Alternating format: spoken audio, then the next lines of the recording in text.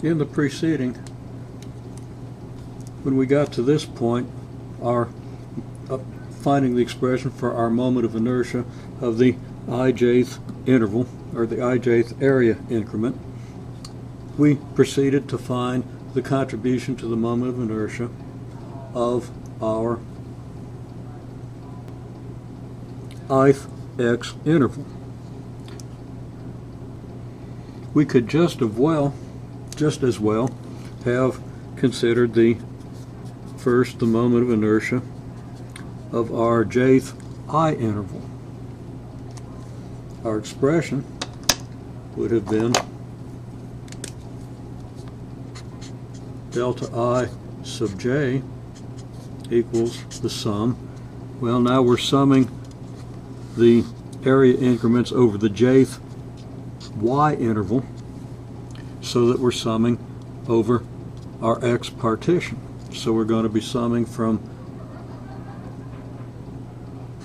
I equals 1 to n the expression delta m sub ij rij squared. Exactly the same expression, but we're first summing it over a typical interval of the y-th partition, summing over all sub-intervals of the x partition. In this case, we would consider our total moment of inertia to be approximately equal to the sum from j equals 1 to m of our I sub j's, which would be the sum from j equals 1 to m of the sum from I equals 1 to n of our delta m ij rij squared. That would have led us to the integral. Well, let's write out the expression just a little further. Sum from j equals 1 to m of the sum from I equals 1 to n.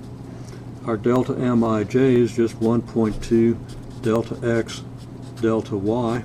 Our rij squared is just xi star squared plus yj star squared. That sum can be expressed as the sum from j equals 1 to m of the sum from I equals 1 to n of 1.2, up here I wrote a delta y where I meant delta x, of 1.2 times xi star squared plus yj star squared times delta x times delta y. This expression leads us to the integral of an inner integral with respect to x. And this inner integral with respect to x is the integral of 1.2 xi star, well, x, we don't have the I star, x squared plus y squared dx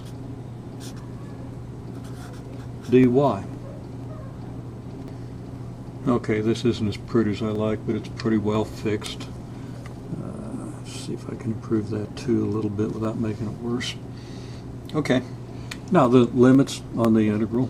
Well, this integral came from a partition from I equals 1 to n. That's our partition of the x-axis, so that integral goes from 8 to 13. And the other integral is from the partition of our y-axis, and that's going to go from negative 1.25 to 1.25. If we calculate this integral, we're going to end up with exactly the same thing we got before.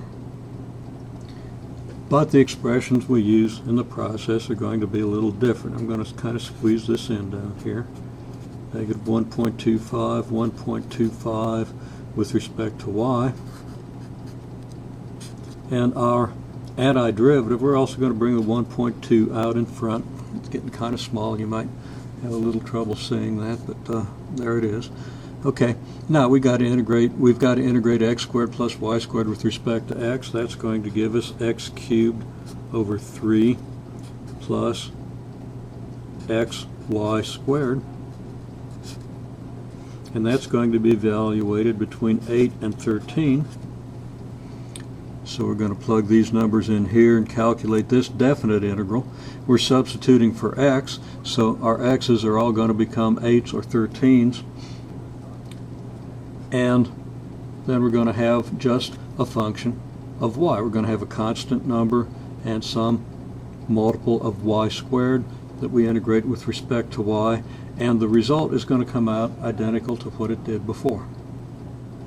If we compare the two integrals, now this integral is all the way down here and this one is way up here, but we see that all we've done is we've reversed the order of integration. Here we've integrated with respect to x over the x limits before integrating with respect to y. Here we've integrated with respect to y over the y limits and then with respect to x over the x limits. The expression we're integrating is the same in both cases, 1.2 the quantity x squared plus y squared.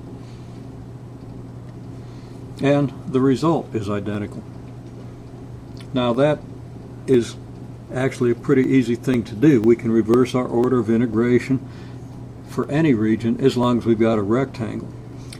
If it isn't a rectangle, then remember, as in our earlier example, that our y limits could easily depend on the value of x.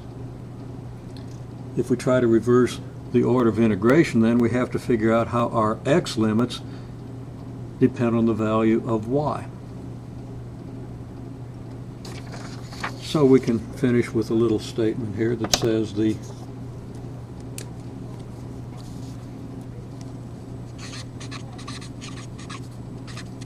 order of integration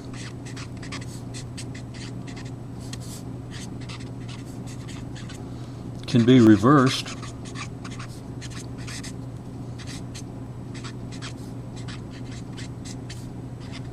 for rectangular regions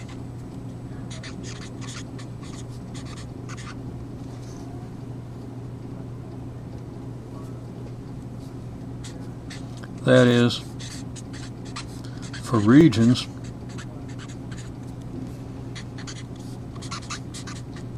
in which the limits on the y integral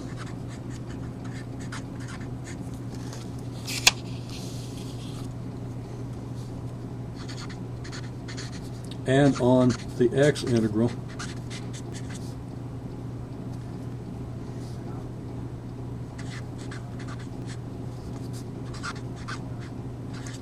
are independent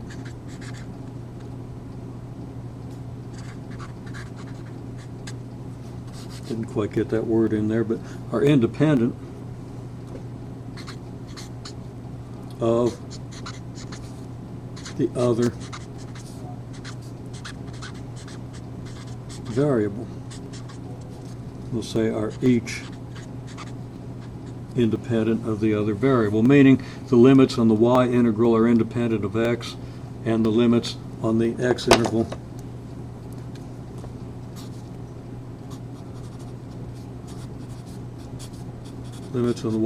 independent of x, and the limits on the x integral independent of y. We're going to look at an example where that's not the case. And I'll also state that we have other systems of coordinates. We, for example, have polar coordinates. We can make a very similar statement for polar coordinates. Our coordinates would be r and theta, and if our limits on r are independent of theta, and our limits on theta are independent of r, then we'll again be able to reverse our order of integration.